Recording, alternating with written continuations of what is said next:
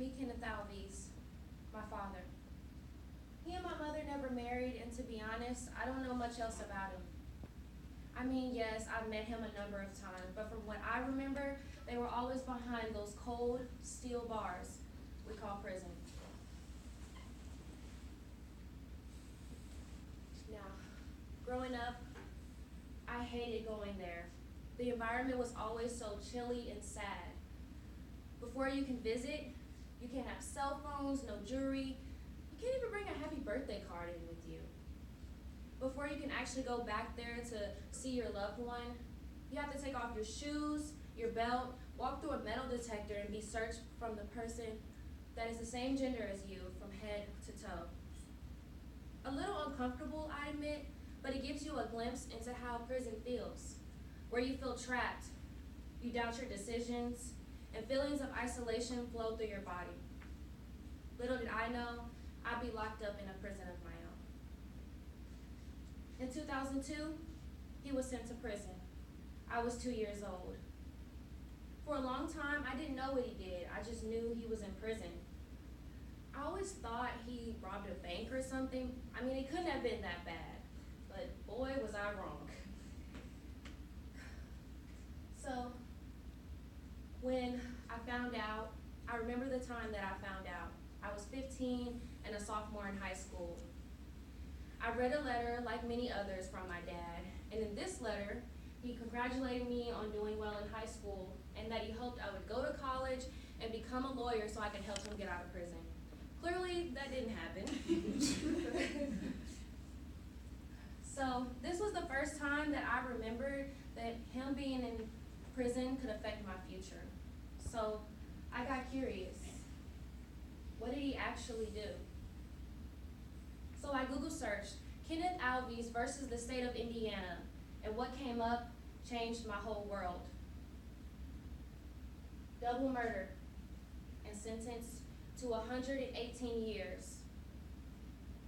I was shocked. I didn't know what to do. I mean, he'd been in prison my whole life, but I never knew exactly what it did.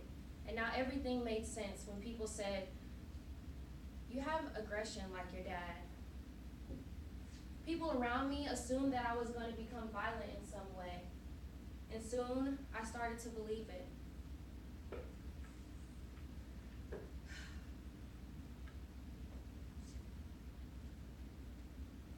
I started to question myself.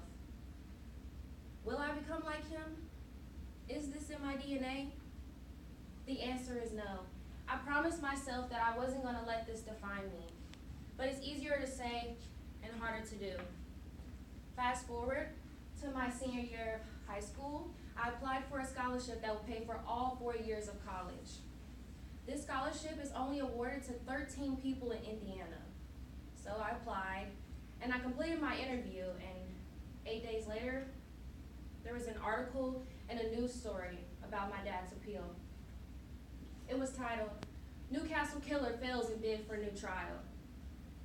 I was so nervous that it would mess up my chances for getting the scholarship. I mean, so many things ran through my head like, well, there's my scholarship. Or, who's gonna wanna give a scholarship to a killer's daughter? At that moment, I was arrested and headed to what I like to call mental prison. This is your innermost thoughts where you doubt yourself. This is where you tell yourself, I can't do this. I'm not as smart as them, and I don't belong here. This prison is one of the most dangerous places in the world. People can spend their whole lives incarcerated in this prison, and a lot of them don't get out until they either fail or give up. In this case, my crime was believing that I would end up like my father. I mean, even research told me I was destined to fail. According to the article, Hidden Consequences, the impact of incarceration on dependent children. Children with incarcerated parents have psychological issues and antisocial behavior. These children are 6 times more likely to be incarcerated themselves. And although I wasn't physically incarcerated, there I was, locked up in my own head.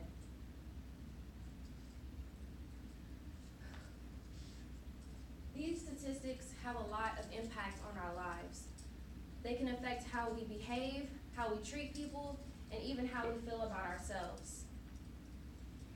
I wasn't physically incarcerated, but there I was in my own head, and I took my mental freedom for granted.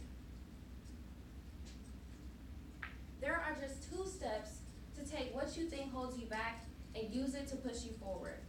This process can take weeks, months, or even years to complete, depending on your situation. I was determined to break out of my mental prison because clearly I had been wrongly accused.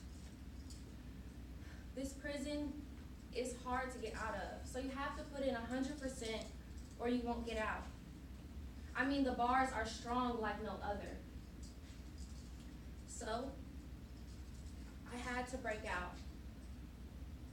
There are also what I like to call guards that, of course, they want to keep you locked up in prison. They want to keep you down. And you ask, what do these people look like? These are the people around you that tell you in subtle ways that you can't reach your potential. Or maybe there's no encouragement or support to help you break out of your mental prison. You don't need these people anymore. So it's best to just drop them. Here's how you can do it. Step 1, confess your crime. Express what you think holds you back. It can be a little hard at first. I mean, I didn't want to accept or tell anyone what my father did because I was ashamed of judgment. I felt horrible for the families who lost their loved ones. And to be honest, in my mental prison, it wasn't okay to talk about it. Just the other day, someone said, "I'm sorry to hear about your father," referring to him being in prison. And I responded, "I'm not." I wasn't ashamed anymore of what my father did because I wasn't going to let it hinder me in my success. So, you should no longer be ashamed of what is holding you back. Tell someone what you think is preventing you from reaching your success and work on it. We all have doubts, and that's what keeps us going. Instead of saying, "I can't do this because," say, "This happened to me, but I can do this." Step 2, include it in your passion. School was very important, and my mom had just put my brother through college, and frankly, she couldn't afford to do it again. So I needed this scholarship. They were interviewing hundreds of students all over Indiana, and they all had amazing resumes and different backgrounds that they bring to the table. So I had to think about what makes me memorable. So I was upfront about what my father did, and I told them how I wanted to be a part of the solution and not the problem. Yes, I got the scholarship, as you can see, or I wouldn't be here today. And it could have very well been because it was supposed to hinder me. Society has a funny way of labeling us and making us a statistic. And after a while, you start to believe these things. When you start to believe them, it can stop you through any obstacle that you may have well been able to overcome. So whatever it is that is stopping you from reaching your full potential, channel that into something you love. Breaking out of your mental prison takes time, effort, and patience. And I'm still struggling to accept that my father is serving 118 years, and he'll never get to walk me down the aisle or be there when I have my first child. But I can't serve 118 years. So every day I'm breaking out.